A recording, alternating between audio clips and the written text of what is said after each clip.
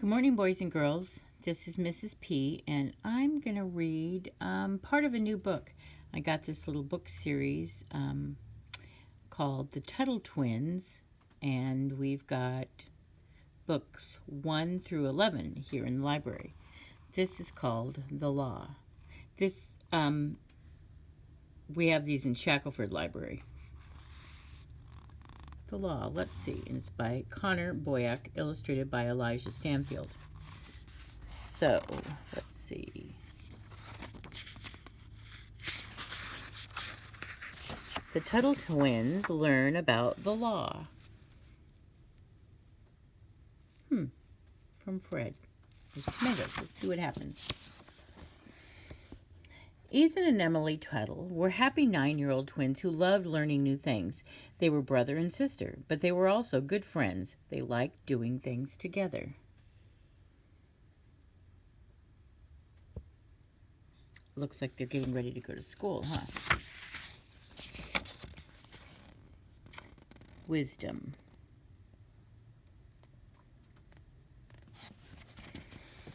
One day in school, their teacher, Mrs. Miner, taught the students about wisdom. Mrs. Miner said that wisdom is when a person knows important and true things.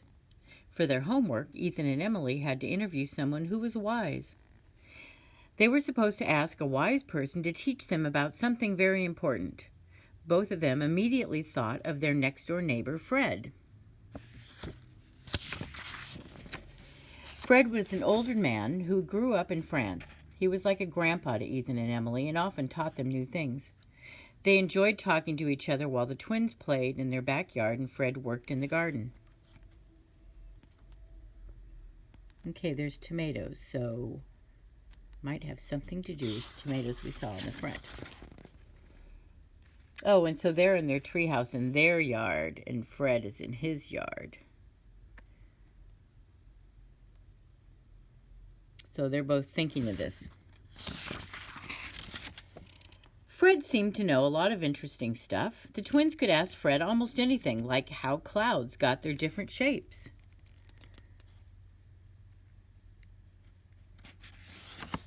Or how gasoline makes makes a car engine run, or how hummingbirds seem to float in the air. He seemed to have an answer for every question. He would be the perfect person for the interview. After school, Ethan and Emily dropped their things off at home and hugged their mom. They gathered up some notebooks and pencils and ran across the lawn to Fred's house. The twins knocked on his door and Fred opened it, greeting them with a large grin. "How are my favorite neighbors?" asked Fred. The twins smiled. They liked being the favorites. So that's where they are saying bye to their mom and they're going next door. And here's Fred opening the door, saying, "Hi, how are my favorite neighbors?" So, what can I help you with? What can I help you two with today? Fred asked them. "We're learning about wisdom in Mrs. Miner's class," Ethan replied. "We're supposed to interview someone who has it," Emily said. "I see," said Fred, who chuckled as he realized why they came to him. "And you two think that I can help you?"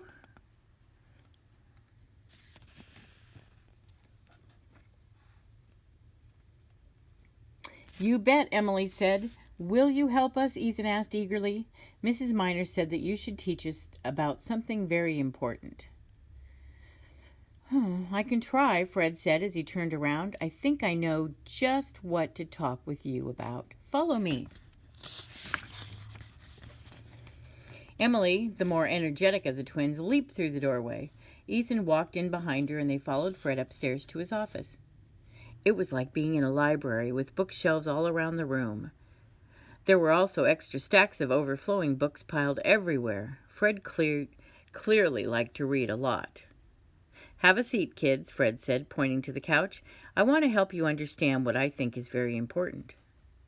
Fred reached up high with one hand to pull down a book. "It's something that affects every person every day," he told them.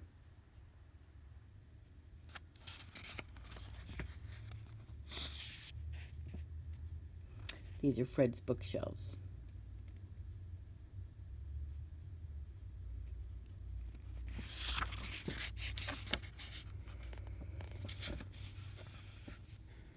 So here the kids are thinking, what is it that we need to know that's so important?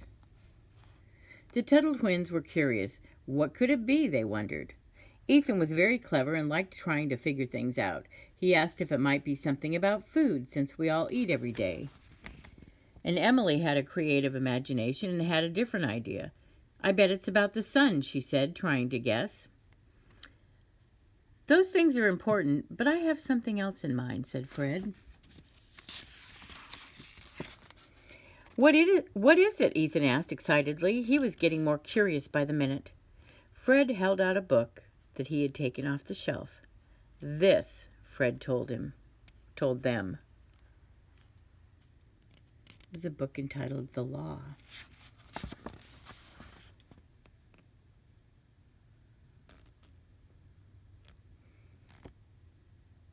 I wonder if he wrote it. The Law by Frederick Bastiat. Ethan and Emily read the title of the book, The Law. They couldn't quite pronounce the author's name, Frederick Bastiat. My parents named me after this man, explained Fred. He taught people many important ideas about the government. They don't look impressed. The twins glanced at each other with a look of confusion on their faces. The law affects us every day? Emily asked, looking up at Fred. That's what you think is very important? Ethan asked, folding his arms and furrowing his brow. Are you sure? He said while he wrote down the law in his notebook. It's absolutely important, Fred said, and I bet by the time we're done, you'll agree. Ethan still wasn't convinced. He was used to learning about interesting things like sharks or Venus flytraps or rockets. Our uncle is a police officer, Emily told Fred. I think he works with the laws. Yes, he does, Fred agreed. When people think of the law, they usually think of speeding tickets or putting criminals in jail, but it's much more than that, he said. You, me, and every other person has something called rights, he explained. Emily wrote, "We have rights," in her notebook. Having rights means that there are some things I can do and nobody else is allowed to stop me, Fred explained.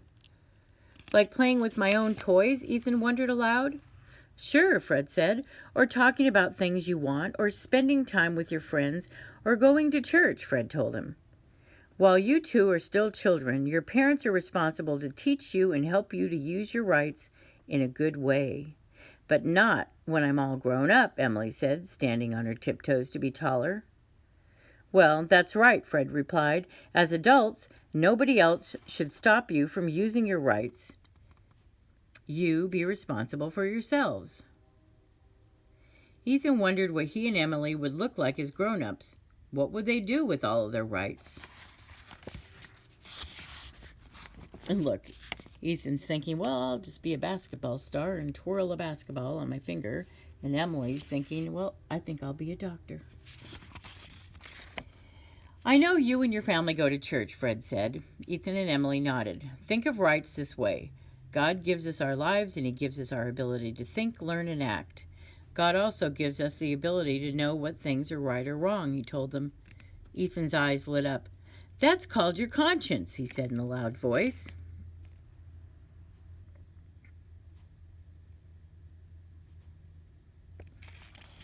That's exactly right, Ethan, Fred told him. He was happy to see that they were beginning to understand. Ethan wrote, "We have a conscience," in his notebook after Fred helped him with the spelling. Emily wrote, "Our rights are from God," in hers. God gave us these things, and we have the responsibility to preserve and develop them. Fred looked serious when he began to say, we also need to protect them.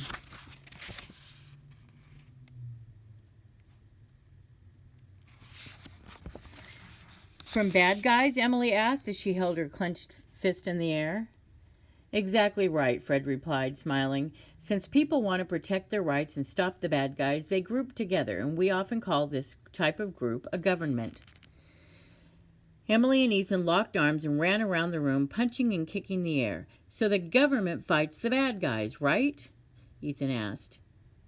He was imagining government agents in superhero costumes. "Well, that's the idea, Ethan, but it doesn't always work out that way," Fred told him.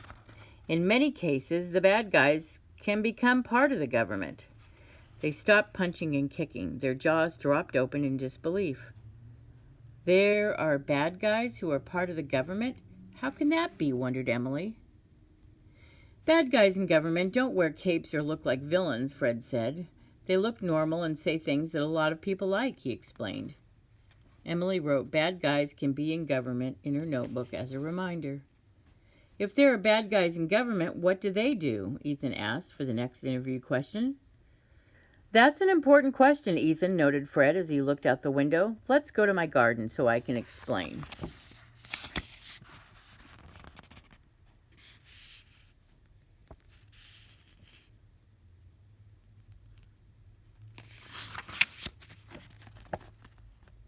It was a sunny afternoon and the breeze felt wonderful. Ethan always liked exploring new things in the outdoors, and Emily liked chasing butterflies and birds.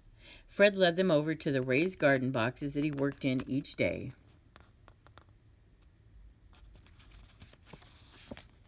He was growing tomatoes, corn, peppers, and zucchini, among other things. "Do you see my prized tomatoes here?" Fred asked. "Mrs. Lopez across the street really enjoys these whenever I take her some."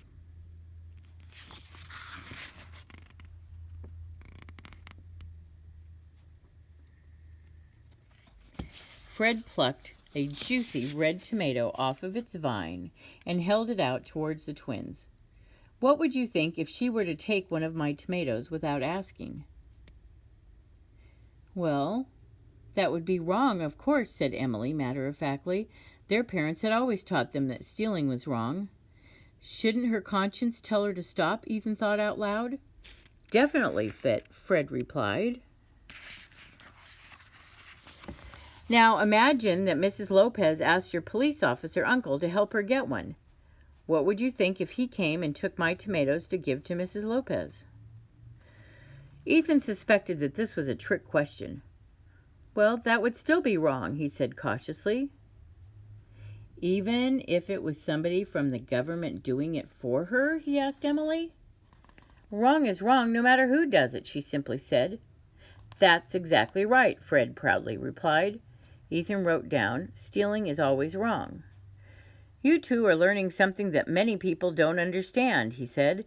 "Remember how we all have rights, and that we form governments to protect those rights?"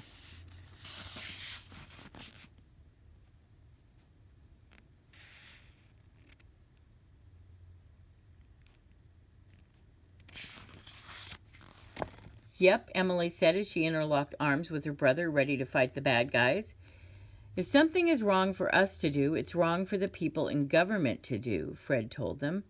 Ethan and Emily both nodded. "Wrong is wrong, no matter what," Emily said.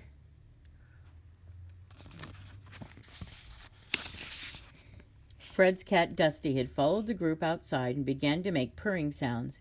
Ethan patted Dusty and asked, "Do bad guys in government take your things, Fred?" "Let's go into the kitchen so I can explain that," Fred said. The twins raced to be the first inside. Fred opened the door to his large pantry. It had many shelves full of food, and it was like being inside a grocery store.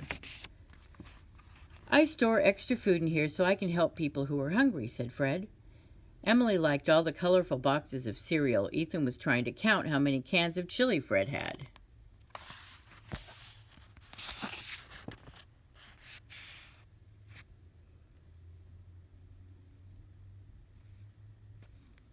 That's a lot of stuff. "Sometimes I make meals for families when the dad loses his job or when the mom has a new baby," Fred told them. "Oh, that seems really nice," Emily commented. "But what does that have to do with the government?" asked Ethan. "Well, nothing," Fred stated. "I help people because I want to. But the government forces me to help people too." Is that really so bad? Emily asked. Lots of sick or hungry people need our help, right? Remember my question about your police officer uncle taking my tomatoes for Mrs. Lopez? Fred responded. The twins nodded. It was always wrong to steal, they remembered. Just like that, the bad guys in government take my things and give them to others without my permission. Sometimes they take my things to keep for themselves or give away to their friends instead of helping the needy. They sound like they're pirates, Ethan said, imagining Fred walking the plank at the point of a sword. Fred chuckled. Yes, Ethan, pirates steal things. That's called plunder. And if bad guys in government do it, we call that legal plunder. And there are laws that let bad guys in government plunder like pirates? Emily asked. If a law lets the government do something that I'm not allowed to do, then it's not a true law, said Fred.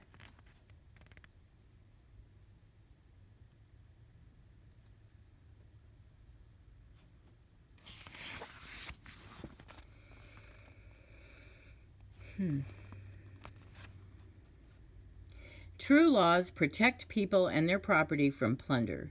When true laws exist and are respected, people work hard to improve their lives and they work peacefully with others.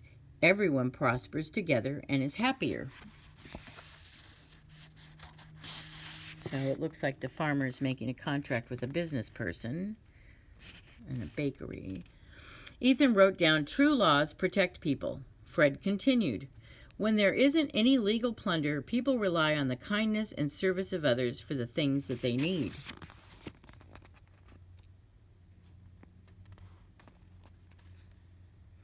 But when the law lets people plunder, it turns everyone against each other, Fred said. Everyone wants to take instead of give. Some people stop working hard and begin looking to the government to take care of them instead. When this happens, the government begins to control everything.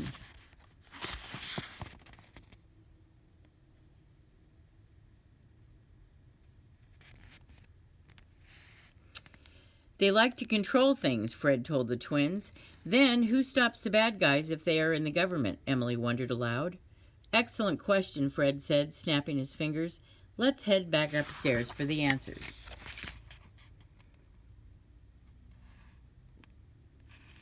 What's going on here?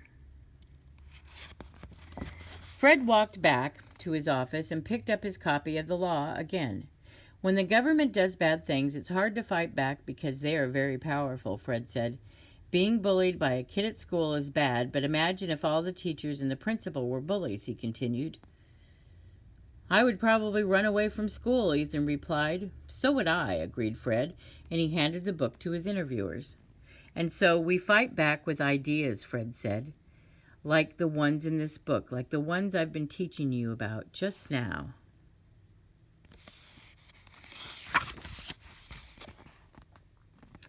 Remember that you two are special, he told the twins. You have rights, and so you also have responsibilities.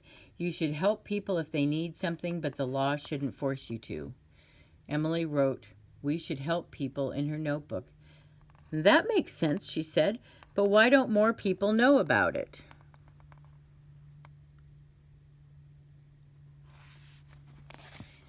That's what wisdom is all about, Emily. We each have to learn important lessons that we use in our lives and then teach to others, Fred said.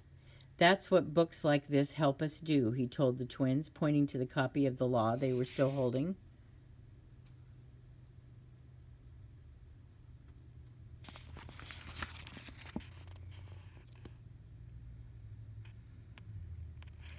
It's what wise people throughout history have done, and now you can help your friends and family learn about it too, Fred suggested. Fred said they could borrow his book even though they didn't know a lot of the words in it. Maybe your parents would enjoy reading it, he told them.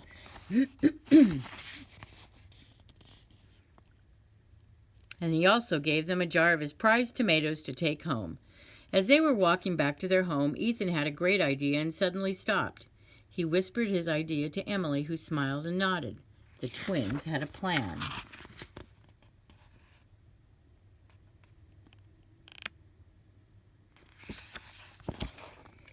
Looking both ways first, they crossed the street and knocked on the door of a nearby house. Mrs. Lopez opened the door, happy to see the twins. "We brought you a present, Mrs. Lopez," Ethan and Emily said in unison, and they handed the prized tomatoes to her with smiles from ear to ear. "We wanted to share with you, and nobody else made us do it," Ethan explained.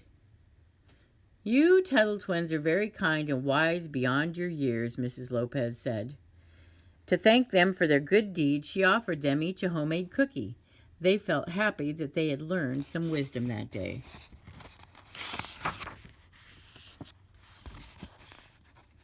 And that is the end. We'll do another one of these books soon. Thank you. Bye-bye.